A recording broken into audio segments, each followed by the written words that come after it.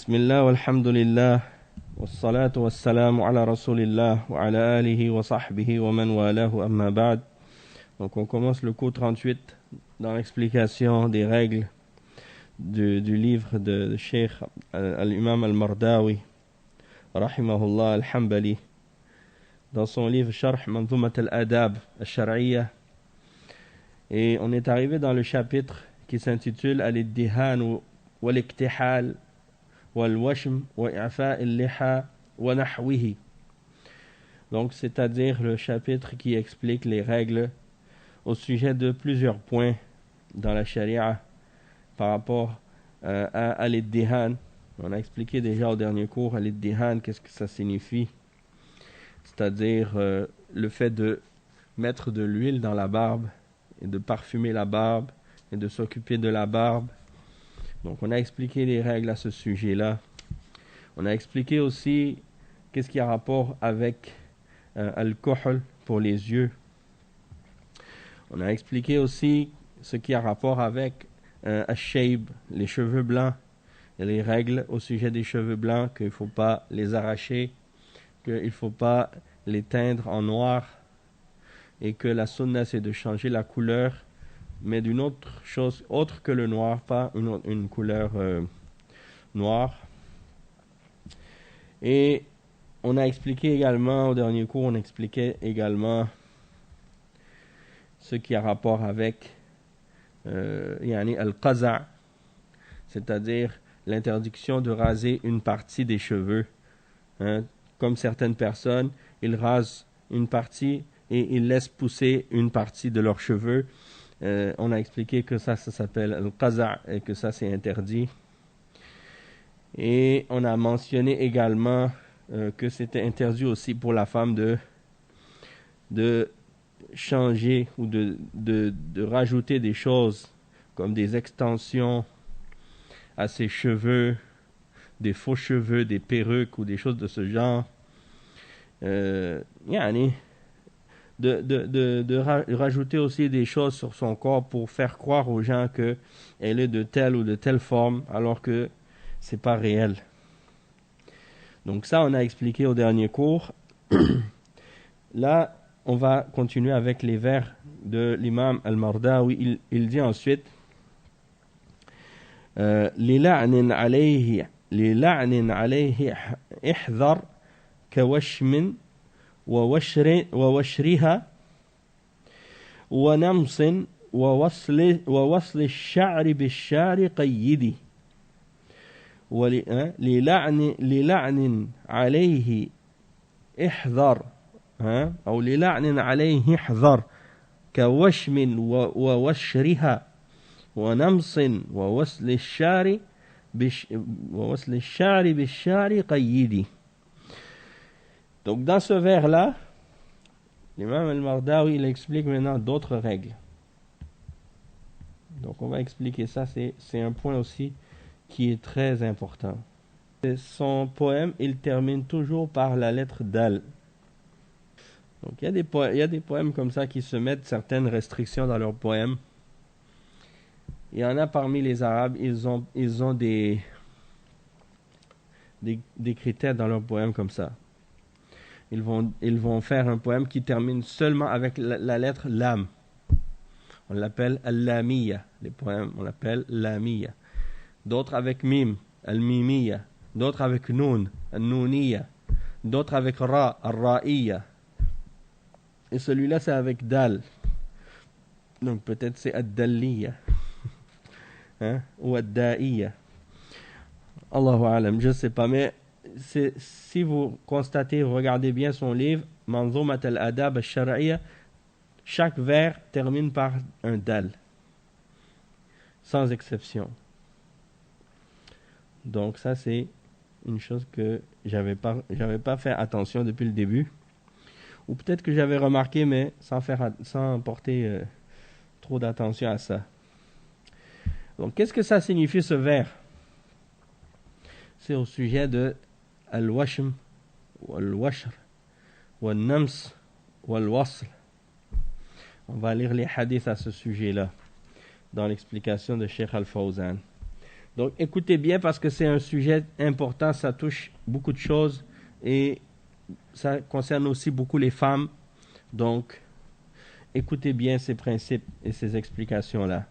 Le Cheikh Al-Fawzan il dit هناك أشياء ملعون في من فعلتها من النساء وهي كبيرة من كبائر الذنوب وهي الأول الوشم وهو أن تضع أو أن تبضع جلدها بمشرط ثم يأتي بكحل أو غيره وتشويه به فيصبح لونه أخضر أو أسود على شكل مخطوط أو نقوش في اليد أو في الوجه وقد لعن الواشمة وهي التي تضع الوشم والمستوشمة وهي التي تطلب من غيرها أن يعمله فيها فهو كبيرة من كبائر الذنوب وهو من تغيير خلق الله الذي تعهد به الشيطان وقال ولآمرنهم فليغيرن خلق الله. Donc la première chose qui est mentionnée, il dit le cheikh, il dit il y a des choses qui sont mentionnées dans la sunna dans lesquelles il y a une malédiction pour les femmes qui le font. Et c'est des grands péchés parmi les grands péchés. La première chose qui est mentionnée dans le poème, dans ce vers, c'est al-washm. Qu'est-ce que ça signifie al-washm? C'est les tatouages. Les tatouages, ça c'est quelque chose en général, ici dans les pays musulmans, il y a beaucoup de femmes qui faisaient ça. Ça faisait partie des traditions. Hein? Et tu vois surtout, par exemple, des vieilles dames de certains pays, on voyait ça dans le Maghreb et ailleurs, des vieilles dames qui se faisaient des tatouages sur le visage, sur le menton, sur les joues, ou bien sur le front, ou bien sur les mains. Hein? Et donc le cheikh, il explique que avec une aiguille ou quelque chose, ils font un trou dans la peau, puis après ils mettent soit du kohl ou bien une autre chose qu'ils utilisent pour faire un dessin avec, comme de l'encre. Et les tatouages, on sait aujourd'hui comment ça se fait, c'est devenu même une mode. Allah al-Musta'an, c'est devenu même une mode chez certains de faire des tatouages.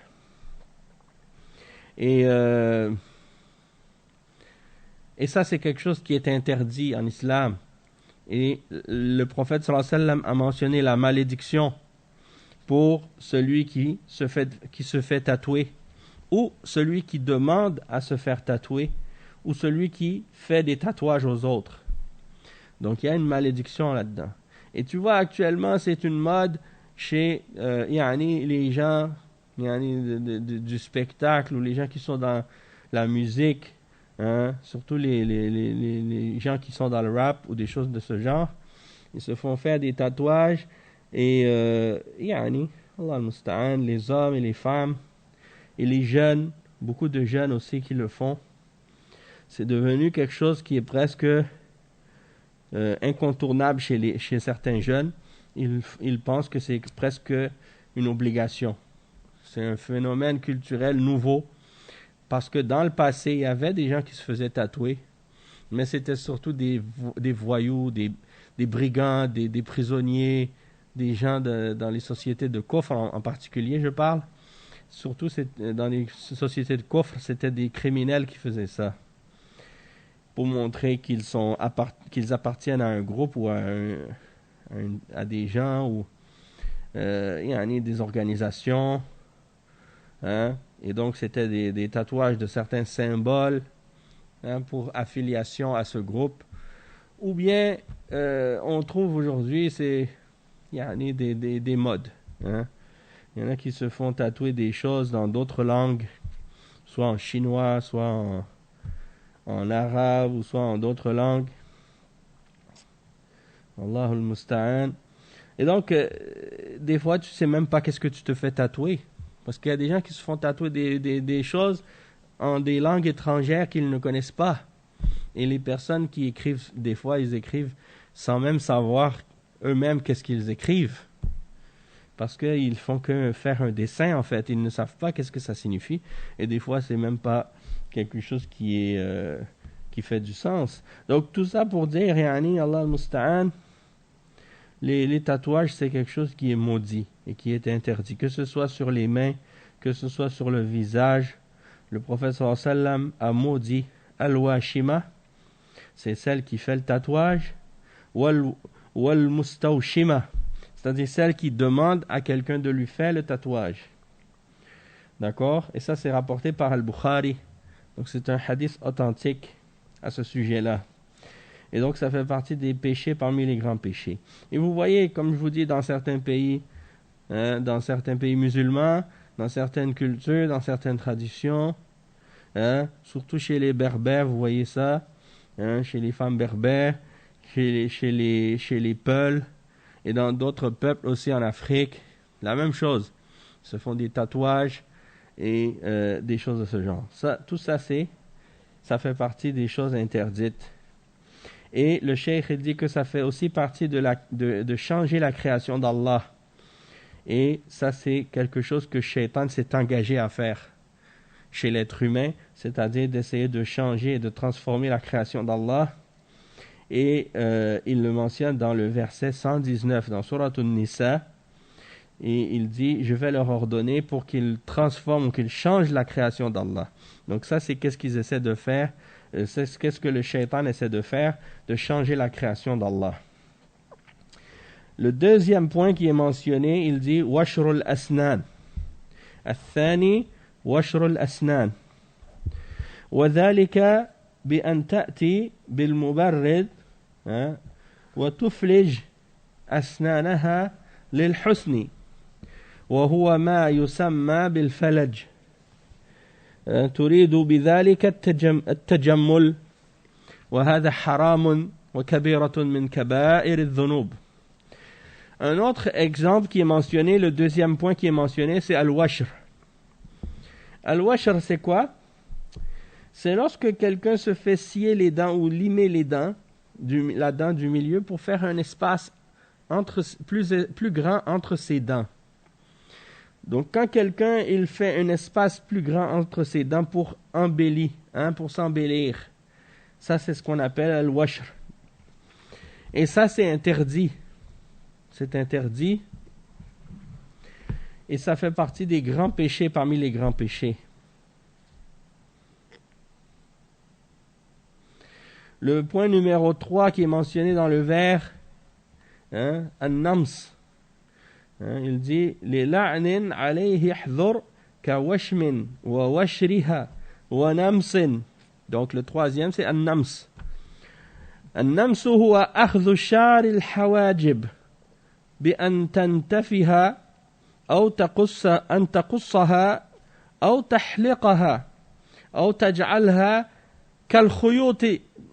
كالخيوط دقيقة ثم تضع مكانها شيئا من الأصباغ وهذا حرام وكبيرة من كبائر الذنوب ومن فعلته فهي ملعونة لأنه من تغيير خلق الله سبحانه وتعالى.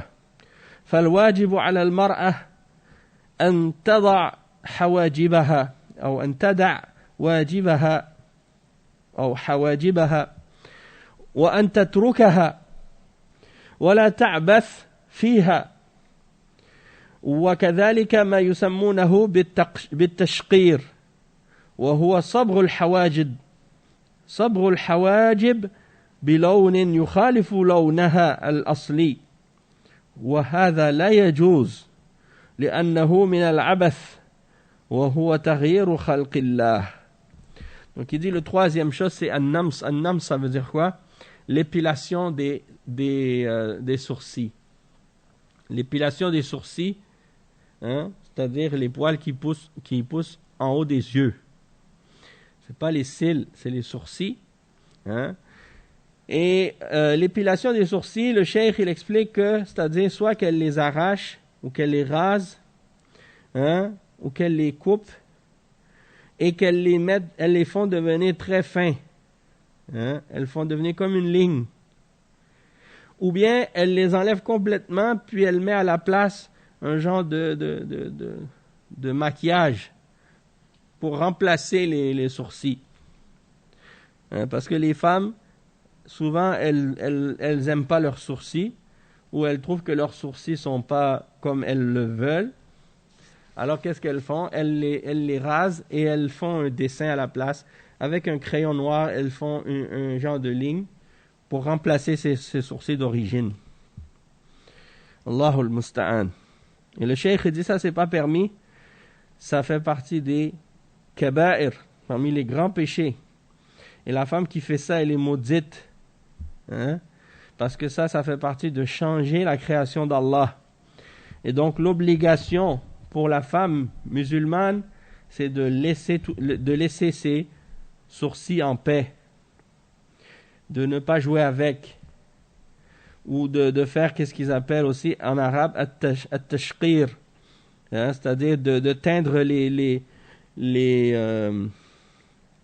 sourcils d'une autre couleur différente de la couleur d'origine. Donc ils vont teindre leurs sourcils blonds, par exemple, ou une autre couleur. Tout ça, le cheikh dit c'est pas permis, et ça fait partie de jouer avec la création d'Allah, de changer la création d'Allah, et c'est pas permis de faire ça. Et même il y a un hadith qui avait été rapporté par le prophète sallallahu alayhi wa sallam à ce sujet-là, et même une occasion où Abdullah ibn Mas'ud il a rencontré une femme qui justement avait épilé ses sourcils, et il lui a dit que la femme qui épile ses sourcils, elle est maudite. Alors la femme a dit: j'ai lu le livre d'Allah et je n'ai jamais trouvé la malédiction d'Allah à ce sujet-là dans le Coran.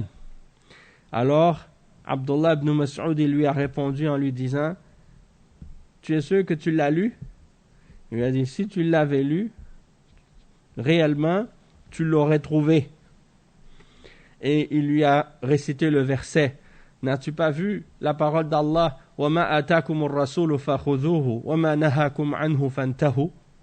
C'est-à-dire le verset dans lequel Allah Azza wa Jal il dit: ce que le messager vous donne, prenez-le, et ce qu'il vous interdit, eh bien, abstenez-vous-en.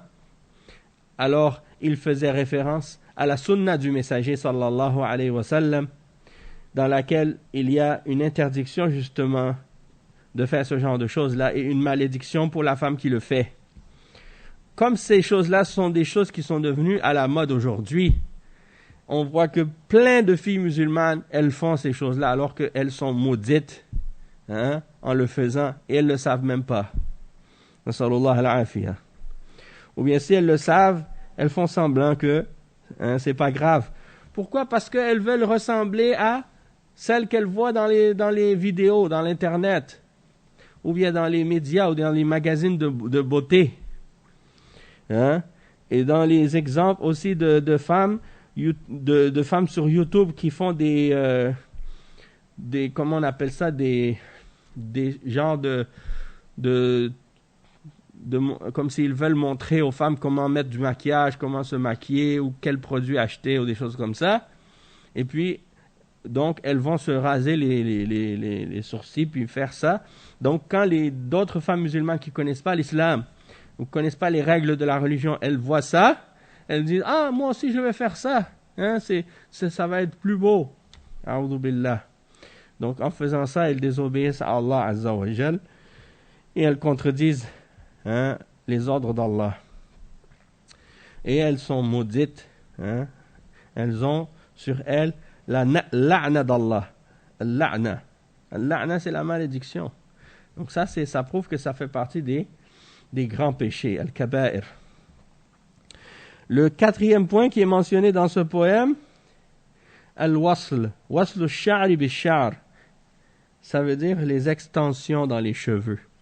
Et Cheikh Al-Fawzan il dit: al-rabi'u mimma yastawjibu al-la'n al-wasl wa huwa an tasil al-mar'a sha'raha bi-sha'rin laysa minhu مما يوهم أن شعرها طويل وأنه جميل فتأتي بشعر مستعار تصله بشعرها فقد لعن النبي صلى الله عليه وسلم الواصلة وهي التي تصل شعرها بشعر غيره والمستوصلة وهي التي تطلب ذلك والواجب أن تترك شعرها على ما هو عليه ولا تدلس ولا تتجمل بما ليس لها وألحقوا بذلك الباروكة المعروفة اليوم. ومن العجيب أن المرأة التي من الله عليها بالشعر تقصه لأن الشيطان يزين هذا للنساء. فالمرأة التي لها شعر جميل تقصه وتدرجه وبعضهن تجعله كشعر الرجل أو كشعر الكافرات وتصبغه بالمش أو تغيير لونه الأصلي حتى يصبح مثل لون الأعجميات الأمريكيات. وهذا كله من العبث ومن تغيير خلق الله سبحانه وتعالى. المرأة تترك شعرها الذي خلقه الله جمالا لها تتركه على خلقته وتعتني به بغسله ودهنه وتجميله وفرقه وأما أنها تعبث به فهذا العبث فهذا حرام. وقد لعن النبي صلى الله عليه وسلم الواصلة والمستوصلة. Donc le cheikh il dit la quatrième catégorie qui est mentionnée dans le poème ici c'est al-wasl, al-wasila ou al-mustawsila. Ça veut dire la femme qui fait des extensions, qui met des rallonges dans ses cheveux. Elle met dans ses cheveux ou sur sa tête des cheveux qui ne lui appartiennent pas. Soit des cheveux qui sont des cheveux d'une autre femme qu'elle a acheté, parce qu'il y a des femmes qui se font couper les cheveux pour les vendre. Et je sais pas, je pense qu'il y en a des cheveux de l'Inde ou de certains autres pays comme ça qui coûtent cher, parce qu'ils disent ça c'est une bonne qualité de cheveux, soi-disant. Alors ils achètent ça, et puis ils se font installer ou tresser ces cheveux-là avec leurs cheveux d'origine, qui sont courts. Et le cheikh, il dit ça, c'est pour donner l'impression que leurs cheveux sont longs et qu'ils sont beaux. Donc, elle a des cheveux qui sont empruntés, qui ne sont pas les siens. Alors, qu'est-ce qu'elle fait? Elle les attache avec ses cheveux d'origine. Et le prophète Mohammed, sallallahu alayhi wa sallam, a maudit la femme qui attache des cheveux à ses cheveux et qui met des rallonges et des extensions. Et il a également maudit la femme qui demande à l'autre de lui faire. Donc il a maudit celle qui pose les extensions, donc qui fait ce travail-là dans les salons de coiffure ou dans les maisons. Et il a maudit celle qui demande à cette femme de lui faire. Les deux sont maudits, sont maudites. Et il dit l'obligation pour la femme, c'est de laisser ses cheveux comme ils sont, de ne pas les fausser, de ne pas s'embellir par qu'est-ce qui ne lui appartient pas, qu'est-ce qui n'est pas de ses cheveux à elle, à l'origine ou à la base. De même qu'elle ne doit pas non plus, on peut joindre à ça l'interdiction des perruques qui sont connues aujourd'hui. Il dit c'est étonnant, parfois certaines femmes même, elles ont des beaux cheveux, elles les coupent pour mettre des perruques. Allah al-musta'an. Ou bien elles les coupent pas pour mettre des perruques, mais juste pour les couper. Parce qu'elles trouvent que c'est ça qui est beau, d'avoir les cheveux courts comme un garçon. Allah al-musta'an. Ou bien de ressembler aux femmes mécréantes, de faire les mêmes coupes de cheveux que ces femmes-là, ou de les teindre, et de faire des mèches. Le cheikh il dit, faire des mèches. Tu mets des cheveux de teintes de couleurs différentes dans ta tête. Un cheveu d'une couleur, l'autre cheveu d'une autre couleur. Le pire encore, si elles vont mettre des couleurs des couleurs qui ne sont pas des couleurs naturelles chez les êtres humains. Comme si leurs cheveux, c'était des cheveux des oiseaux, des plumes des oiseaux, vertes, jaunes, rouges, bleues. Ça, tu trouves ça chez des oiseaux qui sont de différentes couleurs, mais pas chez les créatures, pas chez les êtres humains.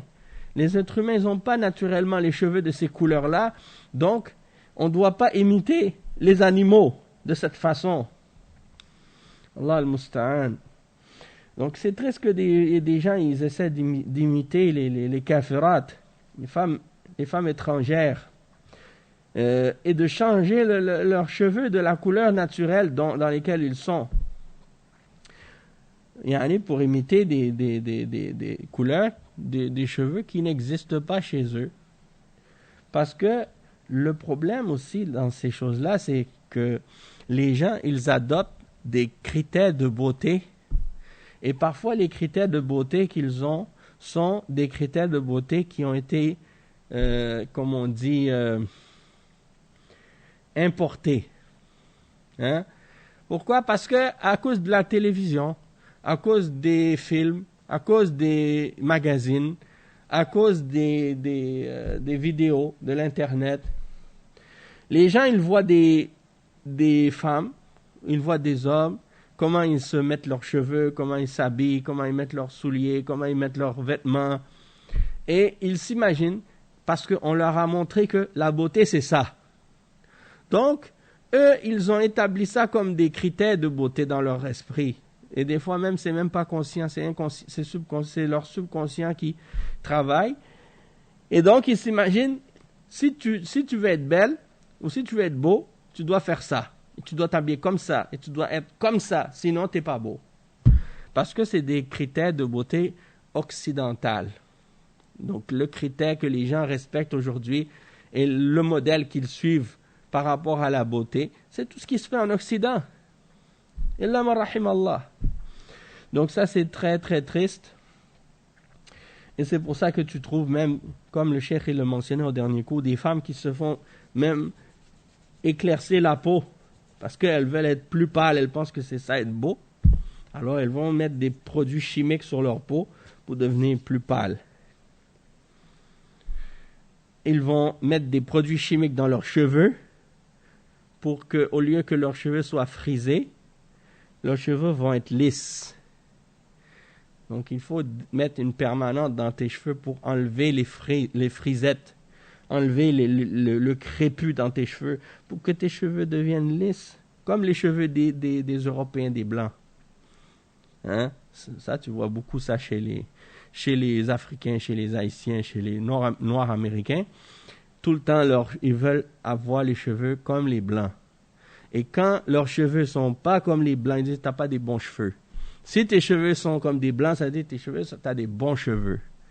Ça vient d'un complexe, en réalité. Ça vient d'un complexe et de vouloir accepter des critères de beauté qui sont étrangers aux tiens. Allah, il t'a créé de cette façon-là. Accepte la façon comment il t'a créé. Et accepte, essaie d'apprécier cette façon-là et de ne pas déformer la création d'Allah. Si tu veux faire des tresses, fais des tresses. Mais mets pas des extensions dans tes cheveux. Parce que ça, c'est interdit. Non, la femme, quand elle porte le voile, elle porte le voile lorsqu'elle sort de chez elle. Mais quand elle est à la maison, elle ne porte pas le voile. Lorsque la femme elle est chez elle, avec sa famille, son mari, ses proches, elle ne va pas se voiler. Hein? Elle se voile juste s'il y a des étrangers qui viennent chez elle, ou si elle sort dehors en présence des hommes étrangers. Là, à ce moment-là, elle va se voiler. D'accord? Mais quand elle est à la maison, elle ne se voile pas. Donc, elle peut montrer ses cheveux. Donc, il n'y a pas d'interdiction à ce moment-là. Il y a des gens qui pensent, mais surtout des gens comme des non-musulmans, ils pensent que la femme, elle se voile tout le temps, même à l'intérieur, même chez elle, devant ses proches ou sa famille. Non. D'accord? Elle se voile seulement devant des hommes devant qui elle est obligés de se voiler parce qu'ils ont le droit de la marier ou des choses comme ça. Mais en dehors de ça, elle n'est pas obligée de se voiler à l'intérieur. D'accord? Ensuite, le cheikh, il explique que elle doit laisser ses cheveux tels que Allah les a créés et s'occuper de ses cheveux en les lavant comme il faut, en mettant de l'huile dans ses cheveux pour que ce soit beau, que ça sente bon, hein, pour l'embellir, hein, pour les peigner, pour les tresser, pour les séparer, comme elle veut. Mais commencer à jouer avec et vouloir les déformer, les changer, et ainsi de suite, commencer à rajouter des faux cheveux dans sa tête, ça c'est pas permis. Et le prophète sallallahu alayhi wa sallam, il a dit, la'ana an-nabiy, hein, les sahaba ont dit, la'ana an-nabiy sallallahu alayhi wa sallam al-wasila wal-mustawsila. Donc le prophète sallallahu alayhi wa sallam, il a maudit la femme qui fait les extensions et celle qui demande de se faire mettre des extensions. Donc ça c'est un sujet très important parce que c'est devenu une mode encore une fois. Il y a beaucoup de musulmanes, hein, surtout les musulmanes qui viennent de l'Afrique ou bien de d'autres pays, mais qui, par exemple, sont de cette tradition, de cette habitude-là de se mettre des extensions. C'est devenu quelque chose de naturel pour elles parce qu'elles veulent imiter les femmes qui ne sont pas musulmanes, qui font ces choses-là. Hein? Et donc, elles s'imaginent, et j'ai remarqué ça. Tu vois, par exemple, dans chaque différent peuple, les musulmans de ces peuples-là, ils veulent imiter les kuffars de leur peuple. Tu vois, par exemple, les musulmans qui sont blancs, ils veulent imiter les chrétiens blancs qui leur ressemblent. Les musulmans qui sont en Inde, ils essaient d'imiter les hindous qui leur ressemblent de leur pays, de leur origine. Les Africains musulmans qui essaient d'imiter les Noirs américains ou d'imiter les Caribéens ou bien les Antillais qui sont des kuffars, hein, que ce soit dans la façon de s'habiller, la façon de se peigner les cheveux, dans la musique, dans toutes les choses haram.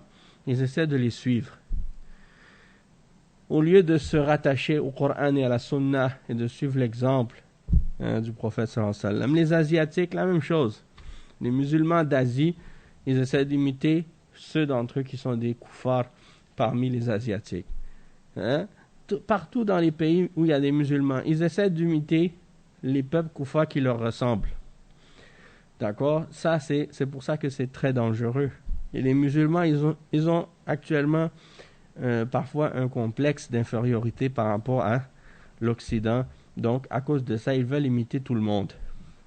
Donc, il faut être fier de soi-même, hein, par rapport au fait qu'on est musulman et de ne pas justement sentir le besoin de vouloir ressembler aux autres, mais plutôt sentir le besoin de ressembler au prophète sallallahu alayhi wa sallam et aux sahaba et aux pieux parmi les gens de cette ummah. Ça devrait être notre référence.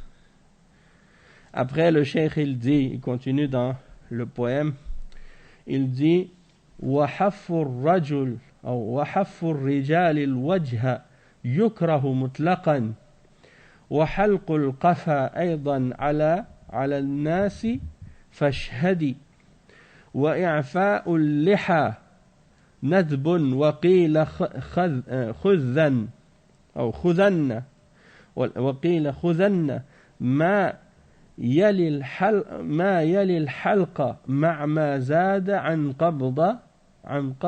قبضة اليد ما زاد عن قبضة اليد.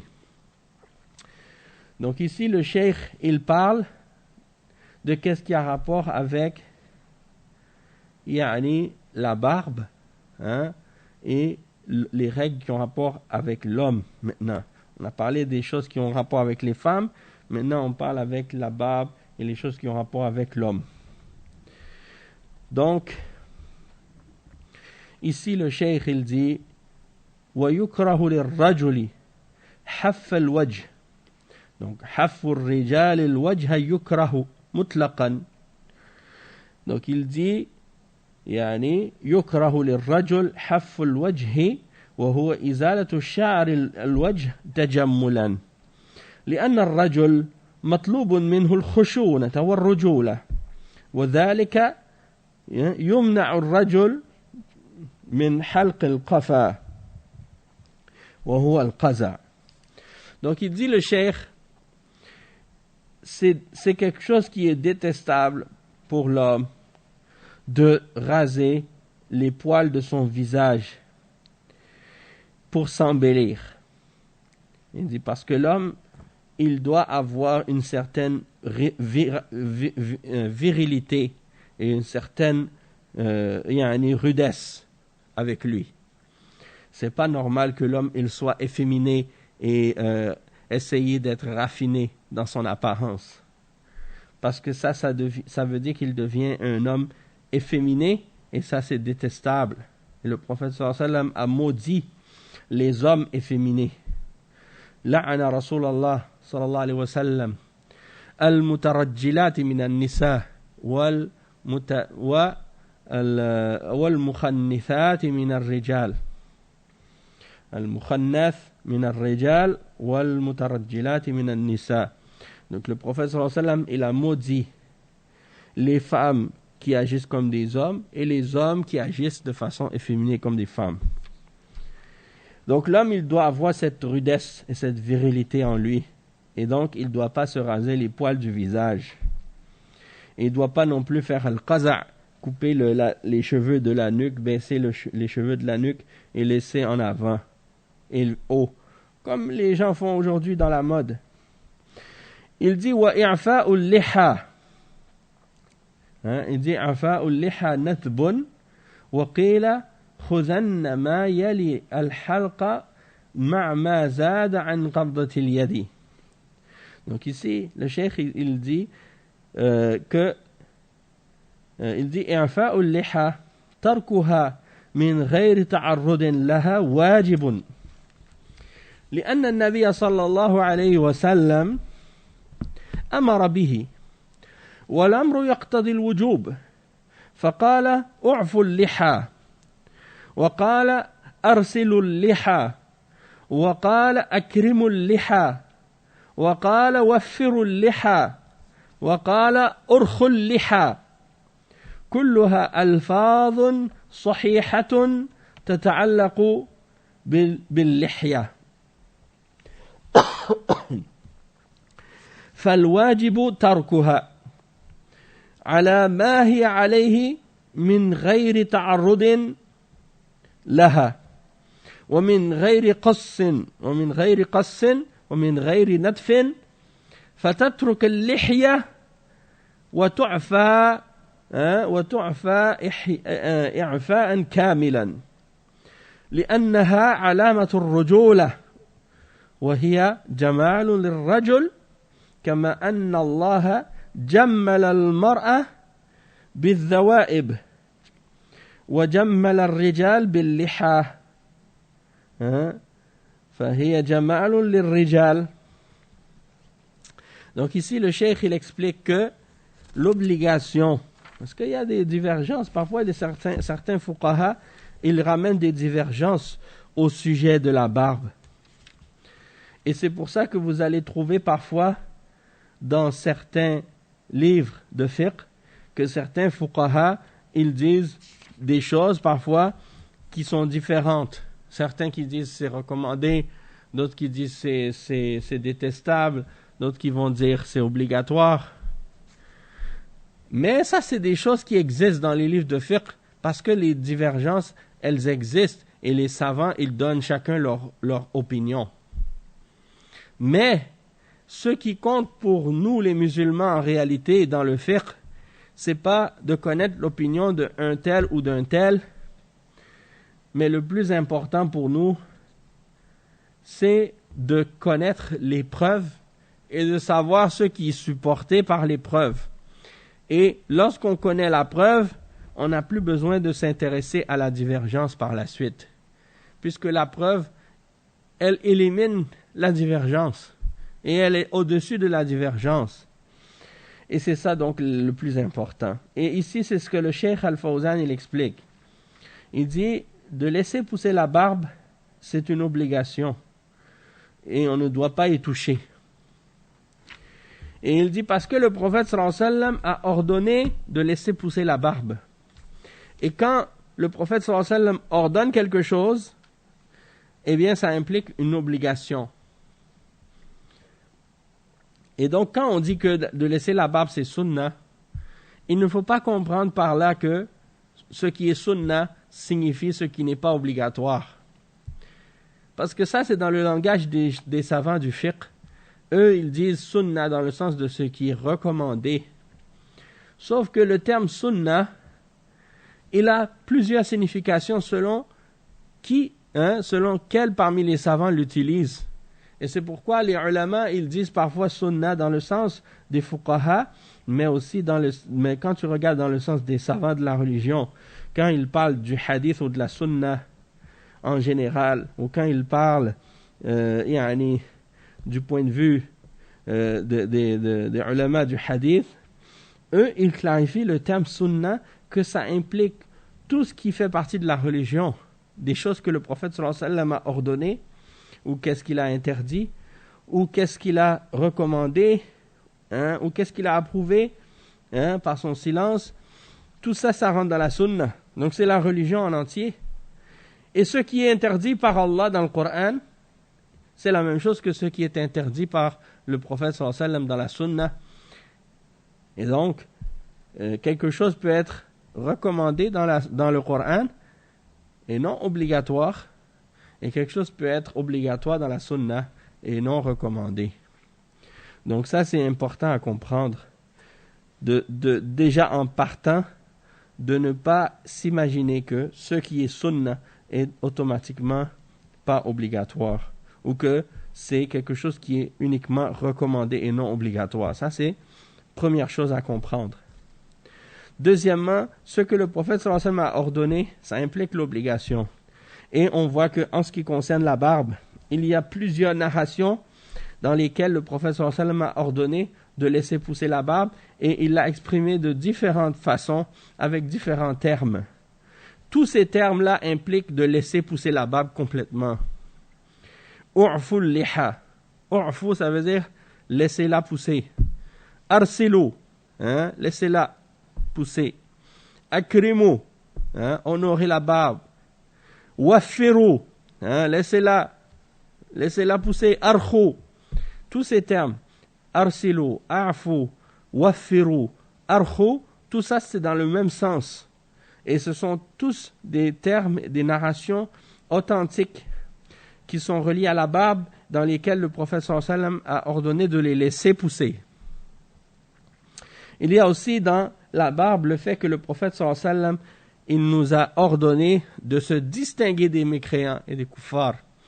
Il dit Khalifu al-Yahud, Khalifu al-Nasara, Khalifu al-Majus, U'fu al-Liha, wa qassu al-Shawarib. Il dit coupez la moustache, baissez la moustache, laissez pousser la barbe. Coupez la moustache, laissez pousser la barbe. Distinguez-vous des juifs, distinguez-vous des chrétiens, distinguez-vous des Majus. Laissez pousser la barbe, coupez la moustache. Aujourd'hui, tu vois que les musulmans, qu'est-ce qu'ils font? Ils laissent pousser la moustache, ils rasent la barbe. Beaucoup de musulmans, viens à la mosquée, tu viens le vendredi. Viens le vendredi. Combien de musulmans ils ont la barbe? Tu vois, la plupart, tu vois qu'ils se rasent. Et je me demande, est-ce que lorsqu'ils sont devant le miroir en train de se raser, est-ce qu'ils ne sont pas en train de réfléchir qu'ils sont en train de désobéir à Allah et à son messager en faisant ça? Ils sont en train de commettre un péché. Puis ce n'est pas un petit péché non plus. C'est un très grand péché. Allahul Musta'an. Parce que déjà c'est un péché public. Ce n'est pas un péché privé. Ce n'est pas un péché que tu fais, personne ne va le savoir. Tout le monde va te voir dans la rue avec ta barbe rasée, tout le monde sait que tu as désobéi au messager. Ce n'est pas quelque chose que tu peux cacher. Tandis qu'il y a d'autres péchés, quelqu'un qui fait un péché, il mange du porc, ou bien il fait du riba, ou bien il boit de l'alcool chez lui en cachette. Personne ne va le savoir, excepté Allah. C'est Allah qui le voit. Comme ça, il va se repentir. C'est entre lui et Allah. Mais là, quelqu'un, il fait un péché, il fait devant tout le monde dans la rue. Tout le monde le voit. Comme la femme qui enlève le hijab, elle ne met pas le hijab quand elle sort dehors. Elle montre à tout le monde qu'elle est en train de désobéir à Allah et à son messager. Ça, c'est un péché public. C'est pas un péché privé. Et le péché public, il est beaucoup plus grave que le péché privé. Hein? Et c'est un signe d'hypocrisie, le péché public. Ça, c'est un vrai signe d'hypocrisie.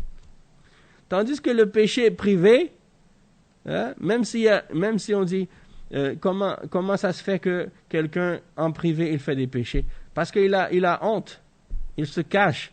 C'est la preuve qu'il a encore du bien en lui. Mais celui qui n'a pas honte, il ne se cache pas, ça veut dire qu'il a une maladie dans son cœur qui est grave.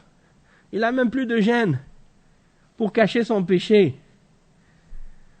C'est beaucoup plus grave que de pécher en privé. Et c'est pour ça que le prophète sallallahu alayhi wa sallam, il a dit Kullu ummati mu'afa illa al-mujahirun. Toutes les gens de ma umma seront pardonnés, excepté ceux qui exposent leurs péchés, qui montrent leurs péchés publiquement. Et c'est ça qu'on constate malheureusement. Donc ça c'est très grave et il faut qu'il se repente, qu'il demande pardon à Allah et qu'il cesse de faire ça.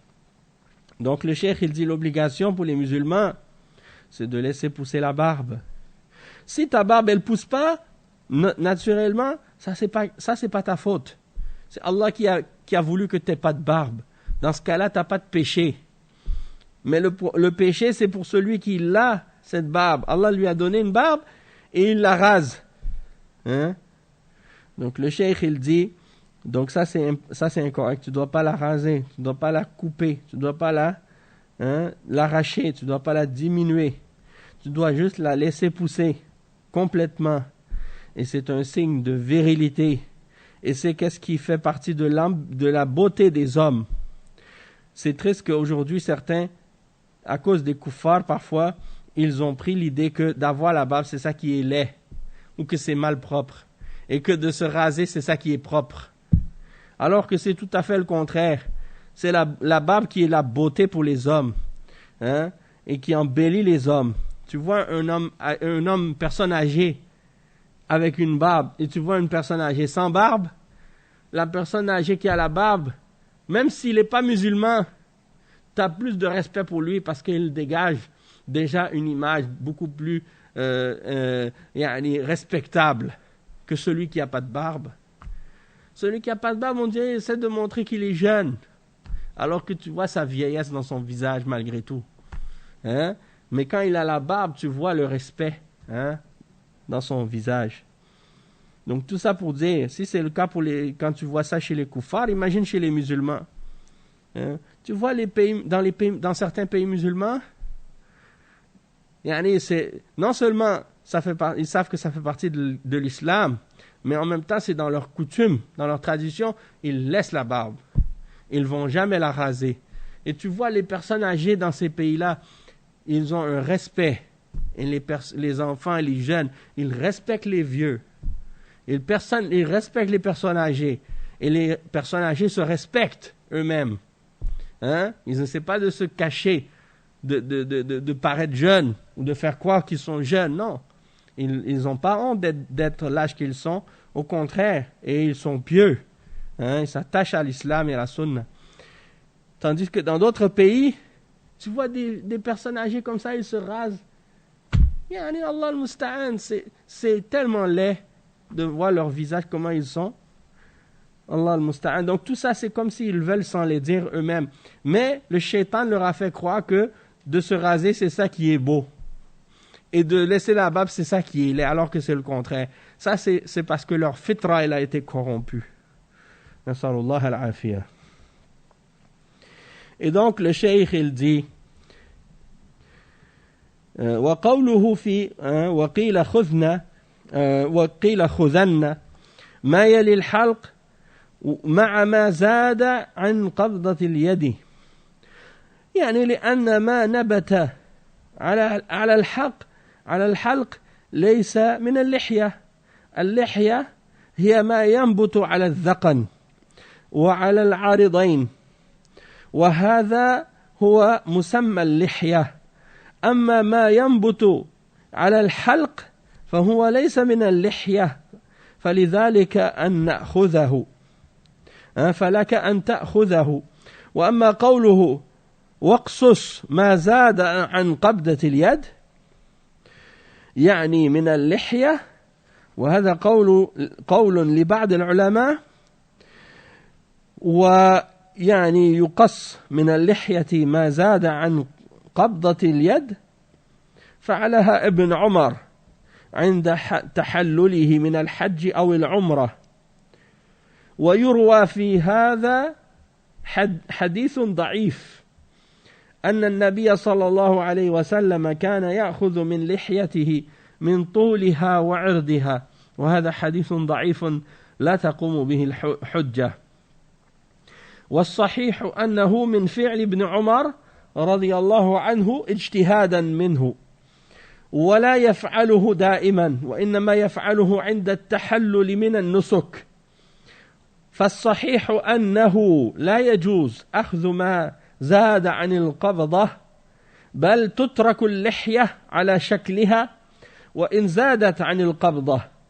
وقوله صلى الله عليه وسلم أرخوا اللحى، أرجوا اللحى، وفروا اللحى، أرسلوا اللحى، هذه كلها ألفاظ تدل على أنه لا يتعرض للحية، وأن ما ورد في أخذ الرسول صلى الله عليه وسلم من يعني غير ثابت لا حجة فيه، كما نبه على ذلك الحفاظ من أهل الحديث. Ok, donc on a presque fini le chapitre. On va terminer, Inch'Allah, et puis on va s'arrêter. Il ne reste pas beaucoup. Donc ici, le cheikh, il explique que, en ce qui concerne ce qui est mentionné dans le poème, sur le fait que tu peux prendre ce qui pousse dans le cou. Si tu as des poils qui poussent ici dans le cou, ou ce qui pousse de la barbe qui dépasse le poing, ce qui sort en bas de ton poing, la distance d'un point lorsque tu prends ta barbe, que tu peux le couper si c'est plus qu'un point. Le cheikh, il explique que ce qui pousse en dessous de la gorge, ou ce qui pousse en dessous dans le cou, il dit ça, c'est pas de la barbe. Parce que la barbe, il dit, c'est ce qui pousse sur les mâchoires et sur le menton. C'est ça qu'on appelle l'ihya. Mais ce qui pousse en bas, dans le cou, il dit ça rentre pas dans la barbe, donc tu peux le raser.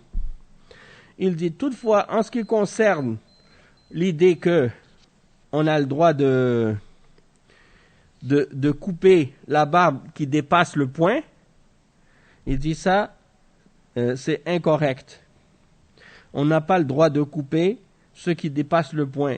Il dit que ça a été rapporté de la part de certains ulama, et c'était quelque chose que il y avait le compagnon Abdullah ibn Omar qui le faisait lorsqu'il sortait du Hajj et de la Umrah, il faisait ça.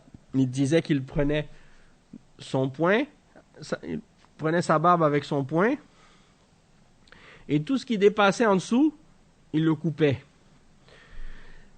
Donc ça c'est c'est un ijtihad de Abdullah ibn Omar. Et qu'est-ce qu'il a fait par ijtihad? On n'a pas le droit de le suivre puisque c'est en contradiction avec la sunna. D'accord? Et en même temps, qu'est-ce que j'ai remarqué par rapport à ça? C'est que beaucoup de gens qui disent « Ah, moi je suis l'exemple de Abdullah ibn Omar », ils disent qu'ils coupent en dessous du poing, alors qu'en réalité non.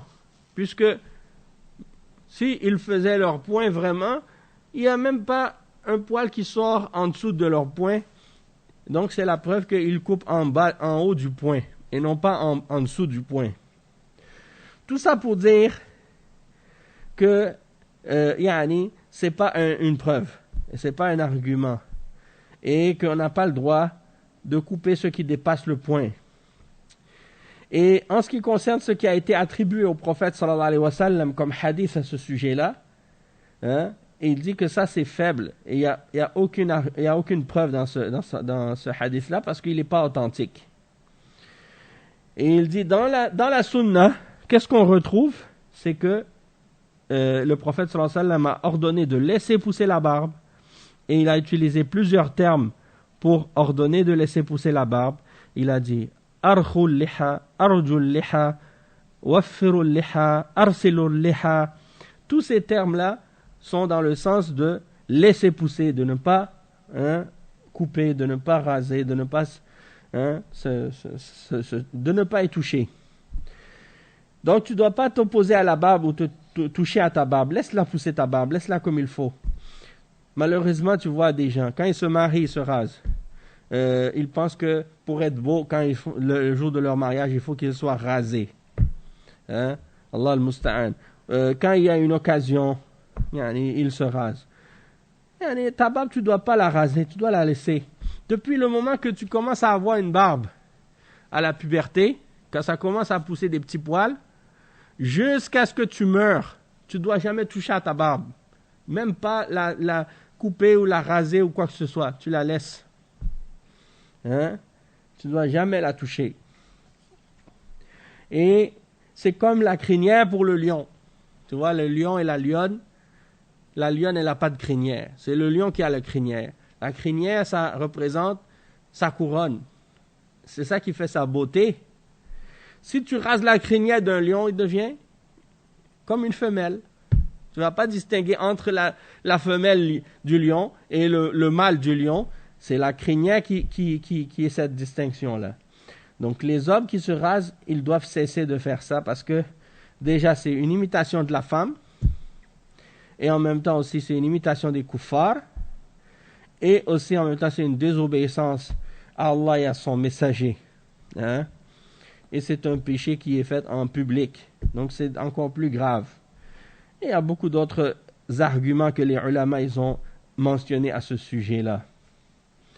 Ça fait partie de la fitra aussi. Ça fait partie des sunan de la fitra, de la nature saine et originale de l'être humain. Donc il ne doit pas la raser. Tous les prophètes avaient la barbe. Donc c'est incorrect de vouloir contredire la sunna des prophètes et de vouloir imiter les kuffars en se rasant la barbe. Tous ces arguments-là sont suffisants, chacun d'entre eux, pour nous établir la preuve qu'il ne faut pas la raser. Et le dernier vers dans ce chapitre, il dit وَجُزٌ وَجَزٌ وَقِيلَ الْخَيْرُ حَفُّ شَوَارِبٍ خِلَافَ مَجُوسٍ مَعْ رَوَافِضِ مُرَّدِ. Aussi un point que je voulais mentionner par rapport au tatouage tout à l'heure, et c'est une chose que j'avais oublié de mentionner, c'est que tu vois ça chez les Shia, les Rafida, ils font des tatouages, et j'en ai vu plusieurs même, avec des tatouages écrit Ali sur leur bras avec une épée, ou bien Al-Hassan ou Al-Hussein ou d'autres. Et même parfois ils font des tatouages avec du shirk dessus. Donc tout ça c'est haram. D'accord? Allah al-Musta'an. Et je me rappelle une fois j'étais en avion, justement je m'en allais en Afrique ce jour-là. Et il y avait un gars qui était à côté de moi dans l'avion. Je ne savais pas s'il était musulman ou chrétien ou quoi que ce soit. Mais il était assis à côté de moi, c'était un passager. Donc, tout le long que j'étais entre Montréal jusqu'à Casablanca, je n'ai pas parlé avec lui. Je savais pas qui il était. Et il ne m'a pas adressé la parole, donc je ne lui ai pas parlé. Une fois arrivé dans l'avion de Casa jusqu'à Dakar, je m'en allais à Dakar à ce moment-là. Et là, il était encore dans l'avion. Et là, il m'a parlé. On a parlé sur un sujet, puis lui, il savait que j'étais musulman parce que j'avais mon qamis avec mon vêtement et ma barbe. Donc, il m'a reconnu musulman. Et il m'a dit « Salamu alaikum ». Alors, à ce moment-là, j'ai su qu'il était musulman aussi. Il m'a dit oui, je m'en vais au Sénégal, je m'en vais à Dakar, blablabla. Parce qu'il était libanais finalement. Il y a beaucoup de Libanais là-bas en Afrique. Et puis, je ne savais pas qu'est-ce qu'il était exactement. Je sais qu'il est musulman, qu'il est libanais. Je ne savais pas plus.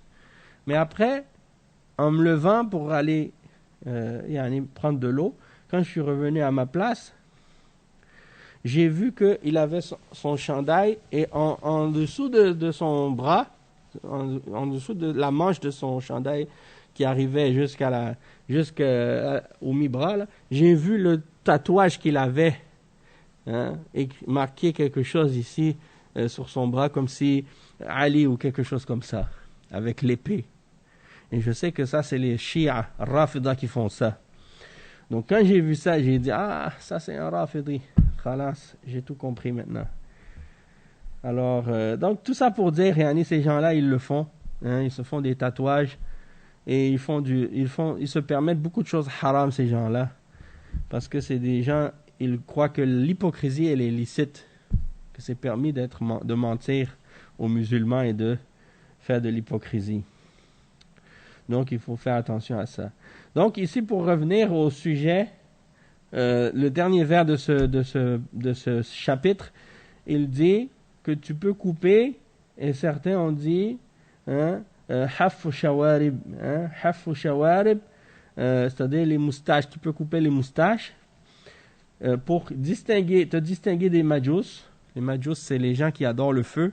En Perse, les Perses qui, à l'époque, adoraient le feu.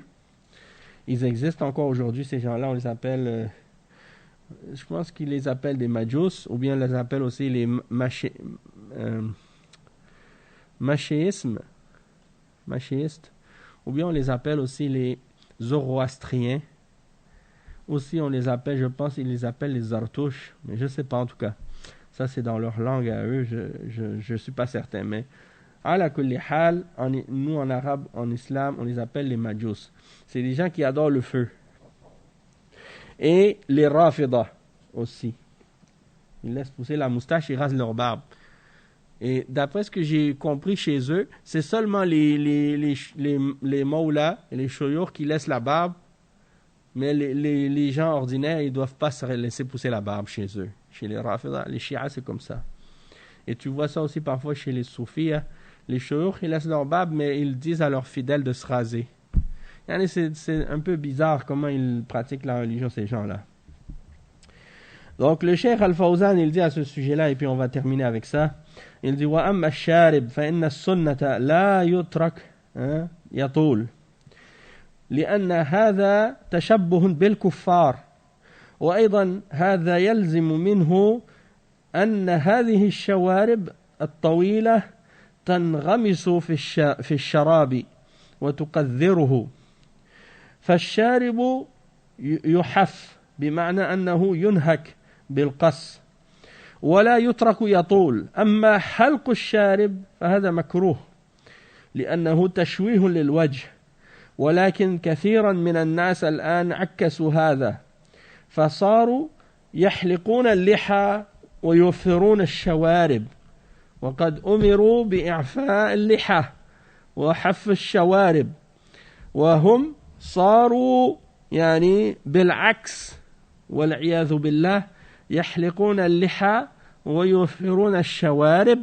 لأن الشيطان يأمرهم بمخالفة سنة الرسول صلى الله عليه وسلم فهذا من العجب في بني آدم أيهما أجمل اللحية أو الشارب ما أحد يقول إن الشارب أجمل من اللحية أبدا بل الشارب يشوه الوجه إذا طال أما اللحية فهي تجمل الوجه فهم أخذوا ما فيه الجمال وأبقوا ما فيه التشويه لا لشيء إلا لأن الرسول صلى الله عليه وسلم أمرهم بحف الشوارب وإعفاء اللحى فالشيطان حريص على أن يخالفوا أمر الرسول صلى الله عليه وسلم فأطاعوه وعصوا الرسول صلى الله عليه وسلم.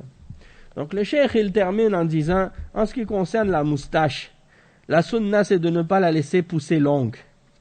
Parce qu'il y a dans ça le fait d'imiter les kuffars. Et aussi, si tu laisses pousser ta moustache très longue, elle va être sale. Chaque fois que tu bois quelque chose, elle commence à salir, il y a des choses qui restent dedans. Hein? Et tu vois ça chez les juifs, les yahoud. Ils laissent pousser la barbe, puis ils laissent pousser leur moustache très longue. Parfois même, ça couvre leur bouche complètement. Et quand ils mangent, quand ils boivent, ça reste leur nourriture dedans, dans la moustache. Allah al-musta'an. Et donc le cheikh, il dit, tu dois donc couper ta moustache. Tu dois la couper avec des ciseaux, ou quelque chose comme ça. Tu ne dois pas la laisser pousser longue, ta moustache. Mais tu ne dois pas la raser par contre. Ça c'est important. Tu vois parfois des gens de bid'a, comme les gens de Jamaat Tabligh ou des groupes comme ça, eux, ils se rasent la moustache avec un rasoir. Ça, c'est interdit. Ça, c'est interdit. Mais de la baisser, la moustache, de la diminuer, c'est ça qui est ordonné. Il dit, maintenant, aujourd'hui, les gens, de toute façon, ils ont fait le contraire. Ils ont laissé pousser la moustache très longue et ils ont rasé complètement la barbe. Donc tu dis, mais comment ça les gens, Allah al-Musta'an, ils ont fait le contraire de ce que l'islam ordonne. Allah, il ordonne de laisser la barbe et de couper la moustache. Eux, ils font le contraire, ils laissent la moustache et ils rasent la barbe. Il dit parce que c'est le shaitan qui leur ordonne de contredire la sunna du messager, sallallahu alayhi wa sallam. Il dit, c'est étonnant, il dit, tu vois ça chez des êtres humains, il dit, qu'est-ce qui est plus beau, la moustache ou la barbe? Il dit, si tu demandes ça, les gens, il n'y a personne qui va dire la moustache est plus belle que la barbe. Et il dit, mais pourtant, ces gens-là, ils laissent qu'est-ce qui est plus beau, ils enlèvent qu'est-ce qui est plus beau, et ils laissent qu'est-ce qui est moins beau, ou qu'est-ce qui rend plus laid. Il dit, pourquoi? Parce que le prophète sallallahu alayhi wa sallam a ordonné de laisser la barbe et de couper la moustache. Donc eux, qu'est-ce qu'ils font? Ils font le contraire. Ils rasent la barbe et ils laissent pousser la moustache. Donc ça, c'est la preuve que le shaitan les incite à contredire la sunna du messager. Sallallahu alayhi wa sallam. Sinon, il y en a des gens, ils rasent les deux. Ils rasent la barbe et la moustache pour ressembler comme les kuffars ou ressembler aux femmes. Donc ça, c'est laid. C'est vraiment laid. Mais quand quelqu'un, sa fitra, il a été corrompu, il voit qu'est-ce qui est beau, il le voit laid. Et qu'est-ce qui est laid, il le voit beau. Parce que sa fitra, son cœur, il est corrompu. Il voit plus les choses comme il faut. Il voit les choses à l'envers. Donc on va s'arrêter ici pour aujourd'hui. Et le chapitre suivant, au prochain cours, Inch'Allah, c'est le sujet, ce sera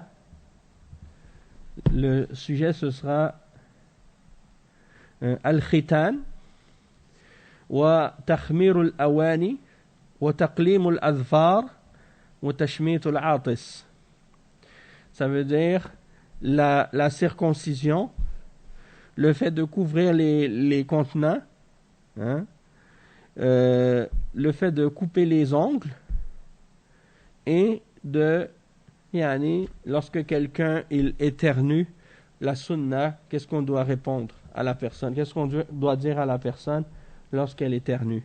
Donc ça fait partie des différentes règles d'éthique de l'islam qui sont expliquées par le prophète sallallahu alayhi wa sallam. Donc on va clarifier ces choses-là au prochain cours, Inch'Allah. Subhanakallahumma bihamdik, ashhadu an la ilaha illa ant, astaghfiruka wa atubu ilayk. وصلى الله وسلم على نبينا محمد وعلى آله وصحبه أجمعين والسلام عليكم ورحمة الله وبركاته.